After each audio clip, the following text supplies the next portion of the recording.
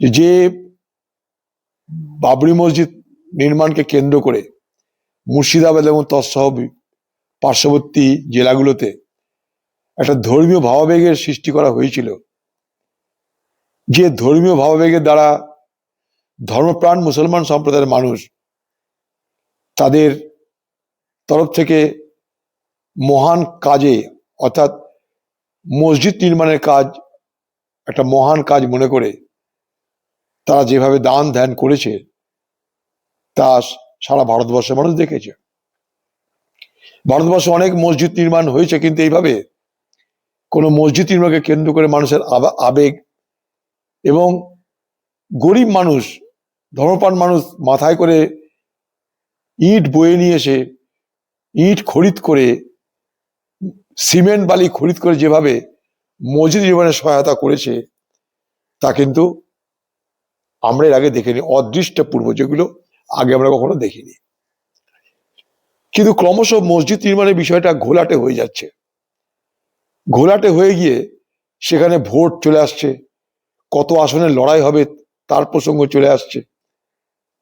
ধীরে ধীরে মসজিদ নির্মাণের বিষয়টাকে যেন আমরা পিছিয়ে পড়ে থাকতে দেখছি। অথচ ধর্মপ্রাণ মুসলমান মানুষেরা তারা কিন্তু খুব আবেগ নিয়ে এই মসজিদ নির্মাণের পথে এগিয়েছে। তাদের জীবনে ক্ষত ছিল বাবরি মসজিদ ধ্বংসের পর, সেই ক্ষত নিরাময়ের জন্য তাদের মনে হয়েছে যে একটা সুযোগ এসছে, আমরা সেই ক্ষত নিরাময় এবং সেই সঙ্গে সঙ্গে আল্লাহ তাআলার প্রতি আমাদের শ্রদ্ধা জানিয়ে একটা মসজিদ নির্মাণ। বহু টাকা উঠছে, বহু জিনিস জমা পড়ছে, কোথায় কি হচ্ছে কি না হচ্ছে আমরা কেউ জানি না। আমরা জানি না মানে এই কারণে বলছি যে সাধারণ মানুষ তা জানে না। তার মধ্যে ভোটাভুটি চলে আসছে, ভোটে দাঁড়ানো চলে আসছে, নির্বাচন চলে আসছে, তার সঙ্গে আবার হঠাৎ করে পুলিশের অনুপ্রবেশ ঘটে গেল। গোটা বিষয়টাকে তালগোল পাকিয়ে দেওয়ার জন্যে এগুলো হচ্ছে কিনা এটা আমার কাছে বড় প্রশ্ন।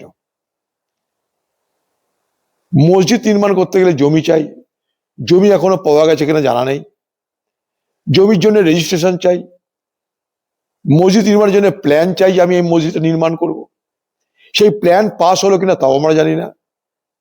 অথচ মসজিদ নির্মাণকে কেন্দ্র করে বাংলা জুড়ে নির্বাচনের আগে পরে ভালো মন্দ তা নিয়ে আলোচনা অব্যাহত।